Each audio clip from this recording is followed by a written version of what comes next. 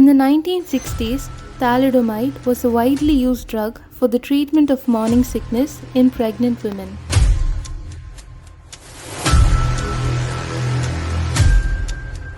It later became apparent that use of thalidomide causes fetal abnormalities such as phocomelia or seal limbs. This seems to be due to use of thalidomide. But how do we solve this problem? We need to be more vigilant.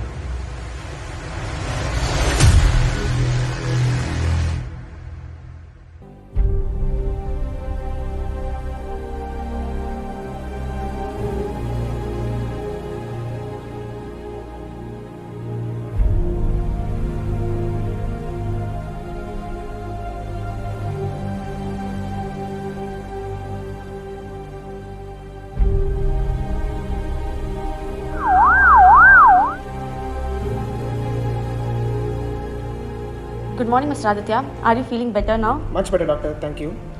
Could you get his lab reports, please? Mr. Aditya, your lab reports seem to be fine, but it just seems your serum CRP level is elevated. Are you taking any medication for rheumatoid arthritis? Yes, doctor. I've been on meds for rheumatoid arthritis for 1 month. Could you get his medicines? Can you show the medicine, please? Ma'am, it seems that he has been prescribed for selective COX-2 inhibitor. Mr. Aditya, are you aware of adverse drug reaction? No, ma'am. You are actually experiencing one now.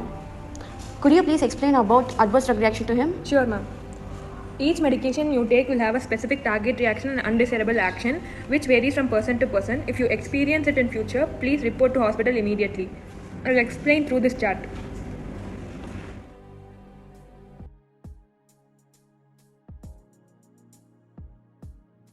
World Health Organization definition of pharmacovigilance is the science and activities relating to detection, assessment, understanding, and prevention of adverse reaction or any other medicine-related problems.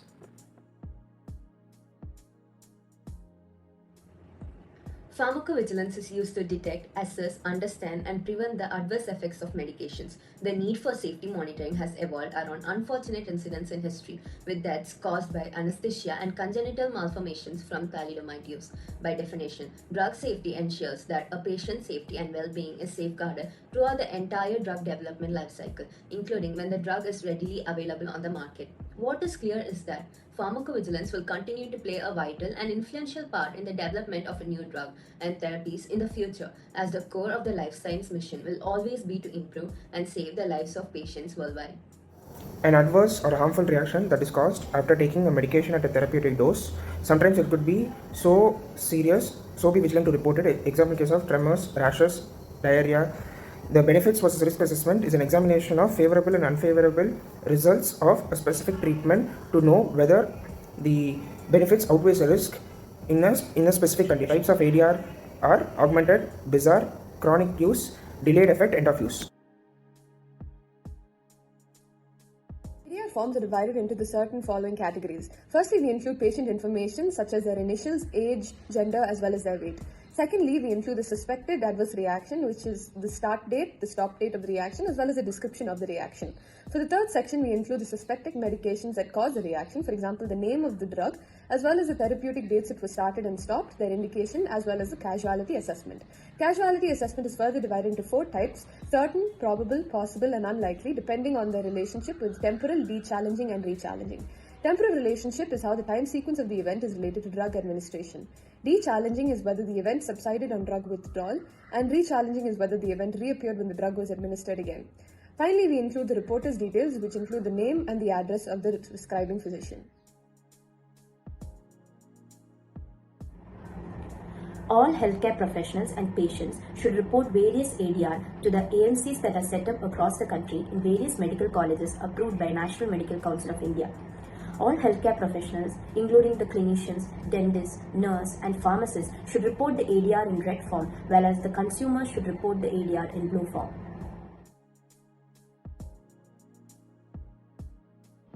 The Uppsala Monitoring Center is an international collaborating center.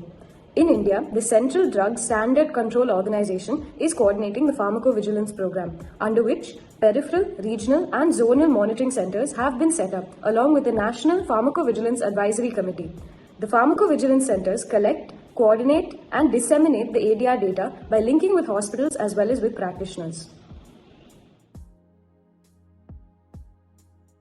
VigiFlow is a web-based pharmacovigilance database which supports the collection, processing, analyzing, and sharing of ADR reports.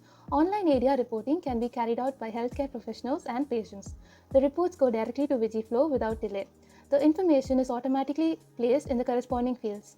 If drug names are recognized by WHO Drug Dictionary, they are automatically coded.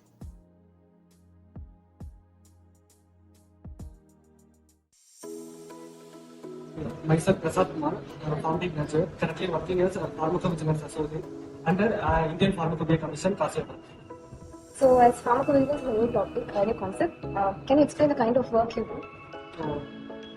Here we can collect the area from the hospital with the help of medication safety nurses, staff nurse, and the doctors and PGs. After collecting the area, we can enter the area into VigiFlow database. So, what happens after the area is reported? After we enter the reported areas to IPC, they evaluate the area forms and they do the causality assessment from the Indian Pharmacovigilance Commission IPC Kashyap, and they send to CEDESCO, Central Bank Standard Control Organization. After they send to CEDESCO, they evaluate the area received from all over the India. After that, they take the regulatory action, like they send the drug safety alerts, or they ban the drug, or they change the patient information leaflet, that are things they run at CEDESCO. After CEDESCO, we can enter into VigiFlow, send to WHO Upsala Monitoring Center, Sweden, which is the global center. Worldwide, ELDR cases are received in WHO Upsala Monitoring Center. So, what are the common area received from the Ramachandra hospital?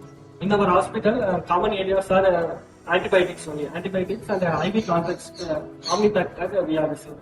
Number of case reports per month?